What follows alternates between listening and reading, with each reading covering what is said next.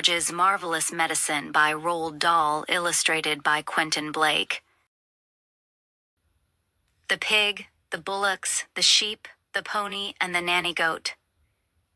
At that moment, George's mother came back from shopping in the village. She drove her car into the yard and got out. She was carrying a bottle of milk in one hand and a bag of groceries in the other. The first thing she saw was the gigantic brown hen towering over little George. She dropped the bottle of milk. Then Grandma started shouting at her from the rooftop, and when she looked up and saw Grandma's head sticking up through the tiles, she dropped the bag of groceries. "How about that then, eh, Mary?" Grandma shouted. "I'll bet you've never seen a hen as big as that. That's George's giant hen, that is." But, stammered George's mother. "It's George's magic medicine," Grandma shouted. "We've both of us had it, the hen and I." "But how in the world did you get up on the roof?" cried the mother. "I didn't," cackled the old woman. "My feet are still standing on the floor in the living room." This was too much for George's mother to understand. She just goggled and gaped. She looked as though she was going to faint. A second later, George's father appeared. His name was Mr. Killy Cranky. Mr. Cranky was a small man with bandy legs and a huge head. He was a kind father to George, but he was not an easy person to live with, because even the smallest things got him all worked up and excited. The hen standing in the yard was certainly not a small thing, and when Mr. Cranky saw it, he started jumping about as though something was burning his feet. "Great heavens," he cried, waving his arms. "What's this? What's happened? Where did it come from? It's a giant hen. Who did it?" "I did," George said. "Look at me." Grandma shouted from the rooftop. "Never mind about the hen. What about me?" Mr. Cranky looked up and saw Grandma. "Shut up, Grandma," he said. It didn't seem to surprise him that the old girl was sticking up through the roof.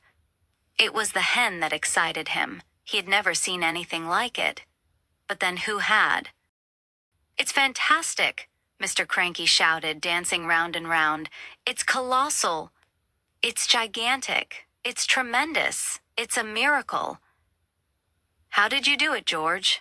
George started telling his father about the magic medicine. While he was doing this, the big brown hen sat down in the middle of the yard and went cluck, cluck, cluck. Cluck, cluck, cluck, cluck, cluck. Everyone stared at it. When it stood up again, there was a brown egg lying there. The egg was the size of a football. "That egg would make scrambled eggs for 20 people," Mrs. Cranky said. "George," Mr. Cranky shouted, "how much of this medicine have you got?" "Lots," George said. "There's a big saucepan full in the kitchen, and this bottle here's nearly full." "Come with me," Mr. Cranky yelled, grabbing George by the arm. "Bring the medicine. For years and years, I've been trying to breed bigger and bigger animals. Bigger bulls for beef, bigger pigs for pork, bigger sheep for mutton."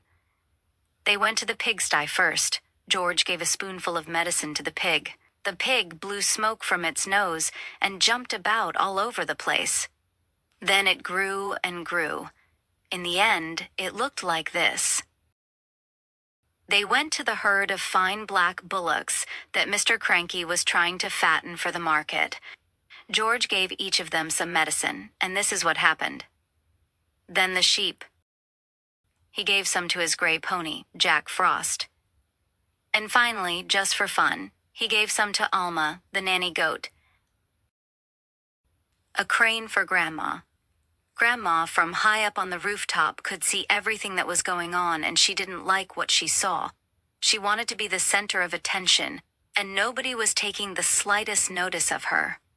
George and Mr. Cranky were running round and getting excited about the enormous animals. Mrs. Cranky was washing up in the kitchen, and Grandma was all alone on the rooftop. "Hey you," she yelled. "George, get me a cup of tea this minute, you idle little beast." "Don't listen to the old goat," Mr. Cranky said. "She's stuck where she is, and a good thing too." "But we can't leave her up there, Dad," George said. "What if it rains?" "George," Grandma yelled. "Oh, you horrible little boy, you disgusting little worm." Fetch me a cup of tea at once and a slice of currant cake. We'll have to get her out, Dad, George said. She won't give us any peace if we don't. Mrs. Cranky came outside and she agreed with George. She's my own mother, she said. She's a pain in the neck, Mr. Cranky said. I don't care, Mrs. Cranky said.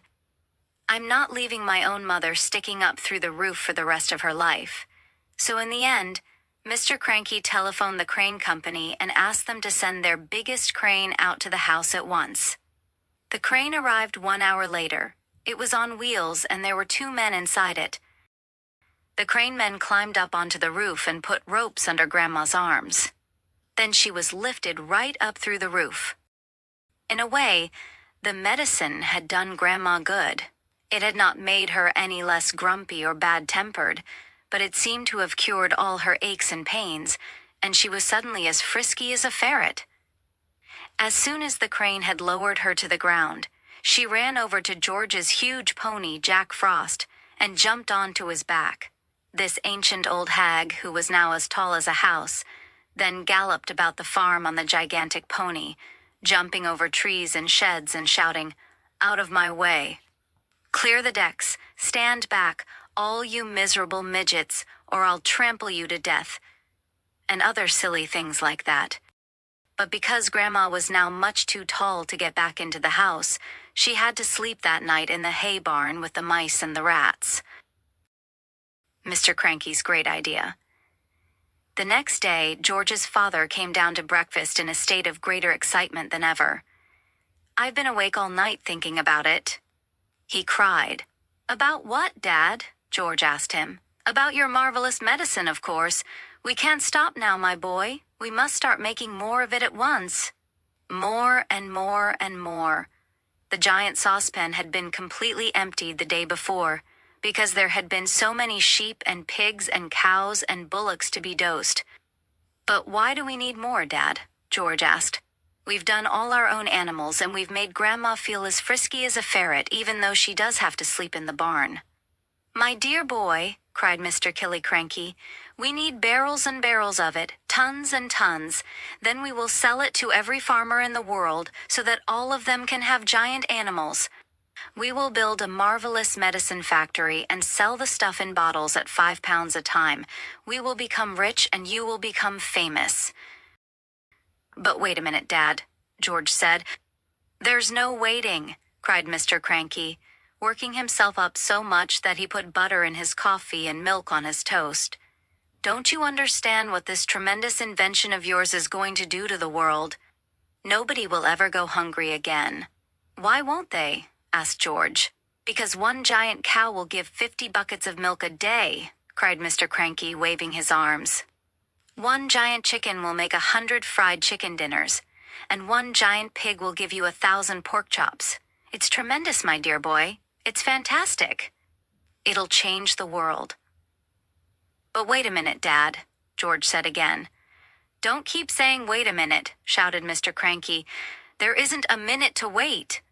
We must get cracking at once." "Do calm down, my dear," Mrs. Cranky said from the other end of the table, "and stop putting marmalade on your cornflakes."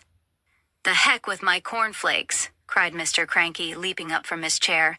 "Come on, George, let's get going, and the first thing we'll do is to make one more saucepanful as a tester."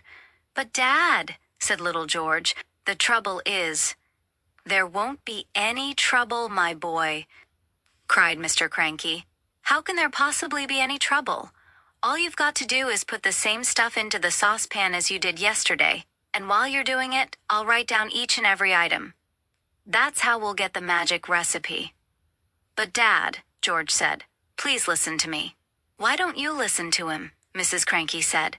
"The boy's trying to tell you something."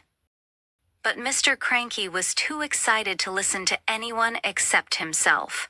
"And then," he cried, "when the new mixture is ready, we'll test it out on an old hen just to make absolutely sure we've got it right, and after that we'll all shout hooray and build the giant factory."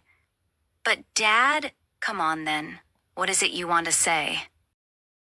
"I can't possibly remember all the hundreds of things I put into the saucepan to make the medicine," George said. "Of course you can, my dear boy. cried Mr. Cranky. "I'll help you. I'll jog your memory. You'll get it in the end, you see if you don't. Now then, what was the very first thing you put in?" "I went up to the bathroom first," George said. "I used a lot of things in the bathroom and on Mummy's dressing table." "Come on then," cried Mr. Killy-Cranky. Up we go to the bathroom. When they got there, they found, of course, a whole lot of empty tubes and empty aerosols and empty bottles. "That's great," said Mr. Cranky. "That tells us exactly what you used. If anything is empty, it means you used it." So Mr. Cranky started making a list of everything that was empty in the bathroom. Then they went to Mrs. Cranky's dressing table. "A box of powder," said Mr. Cranky, writing it down. "Helga's hair set. Flowers of turnips perfume. Terrific. This is going to be easy. Where did you go next?" "To the laundry room," George said. "But are you sure you haven't missed anything out up here, Dad?" "That's up to you, my boy," Mr. Cranky said. "Have I?" "I don't think so," George said. So down they went to the laundry room, and once again Mr. Cranky wrote down the names of all the empty bottles and cans. "My goodness me, what a mass of stuff you used!" He cried. "No wonder it did magic things. Is that the lot?" "No, Dad, it's not," George said, and he led his father out to the shed where the animal medicines were kept and showed him the 5 big empty bottles up on the shelf. Mr. Cranky wrote down all their names. "Anything else?" Mr. Cranky asked. Little George scratched his head and thought, but he couldn't remember having put anything else in. Mr. Killy-Cranky leapt into his car and drove down to the village and bought new bottles and tubes and cans of everything on his list. He then went to the vet and got a fresh supply of all the animal medicines George had used. "Now show me how you did it, George," he said. "Come along, show me exactly how you mixed them all together."